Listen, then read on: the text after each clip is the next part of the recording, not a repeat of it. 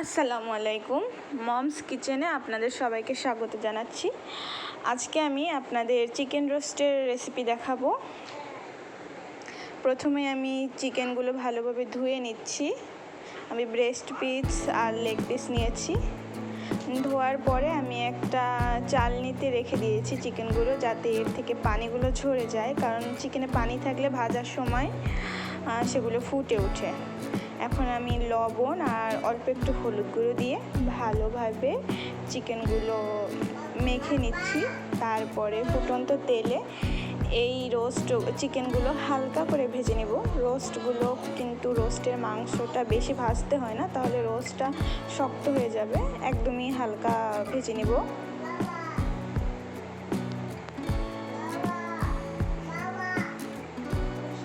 রোস্টের মাংসগুলো একসাথে সব ভাজা যাবে না, অল্প অল্প করে ভেজে নিতে হবে।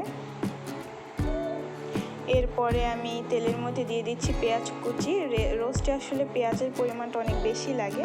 এখানে আমি টক দই বানিয়ে নিচ্ছি। আমার কাছে গরুর দুধ ছিল না, এই জন্য গুঁড়ো দুধের মধ্যে আমি লেবু দিয়ে একটু টক দই বানানোর ট্রাই করে নিচ্ছি। রোস্টে আসলে টক দই দিলে রোস্টের টেস্টটা আরও বেড়ে যায়। এইদিকে আমি পেঁয়াজ কুচিগুলো দিয়ে তেলের মধ্যে সেটা ভালোভাবে নেড়ে নিচ্ছি। ব্রাউন কালার হওয়া পর্যন্ত আমি অপেক্ষা করে নেব। আমি রোস্টে বেরেস্তা দিই, সেজন্য কিছু পেঁয়াজ আমি বেরেস্তার জন্য উঠিয়ে রাখবো। সেটা রোস্টের শেষে আমি ব্যবহার করব।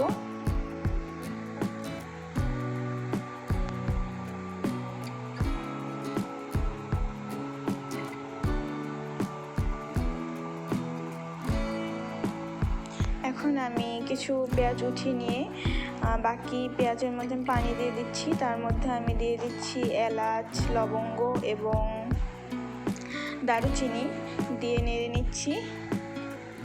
এর মধ্যে আমি দিয়ে দিচ্ছি কিছু রসুন বাটা, কিছু পেঁয়াজ বাটা, এবং এর মধ্যে আমি দিয়ে দিচ্ছি 1 টেবিল পরিমাণ জিরে গুঁড়ো, 1 টেবিল পরিমাণ হলুদ গুঁড়ো আর লবণ। এগুলো দিয়ে আমি ভালোভাবে একটু অল্প পরিমাণে পানি দিয়ে কষিয়ে নিচ্ছি। আসলে অনেকে বলবে রোস্টে জিরে গুঁড়ো, ধনিয়া গুঁড়ো দিতে হয় না, কিন্তু আমি দিই, কারণ আমার কাছে মনে হয় এটা দিলে টেস্ট আরও বেড়ে যায়, খেতেও ভালো লাগে, একটা শাহি লুক আসে।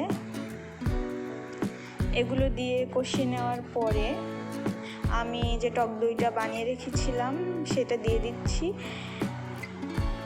এটা দিয়ে আমি আরও কিছুক্ষণ কষিয়ে নেব, এবং এ পর্যায়ে আমি ব্যবহার করছি রাঁধুনি রোস্টের মশলা। আমি সেই রোস্টের মশলাটা পুরোটা দেইনি, 3 ভাগে 2 ভাগ দিয়েছি, দিয়ে ভালোভাবে কষিয়ে নিচ্ছি।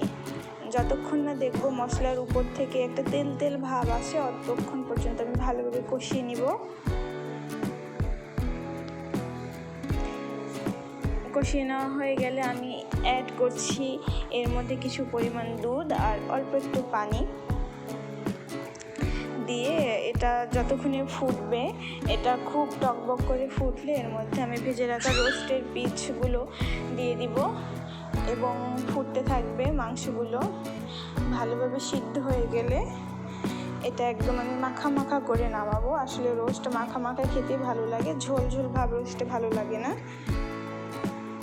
এর মধ্যে আমি কাঁচামরিচ এবং চিনি অ্যাড করে দিয়েছি, কারণ রোস্ট একটু মিষ্টি ভালো লাগে, কাঁচামরিচের একটা ফ্লেভার আসবে।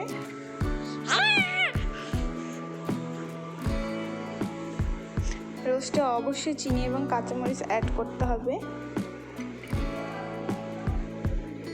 ঝালটা আসলে যার যার টেস্ট অনুযায়ী দিতে হবে। দেখুন আমার রোস্ট প্রায় হয়ে গেছে।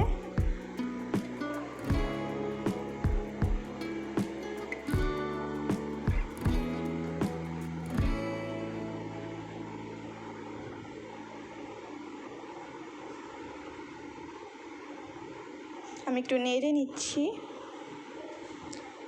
আমার রোস্ট রেডি। এখন আমি বেরেস্তা দিয়ে রোস্ট পরিবেশন করব।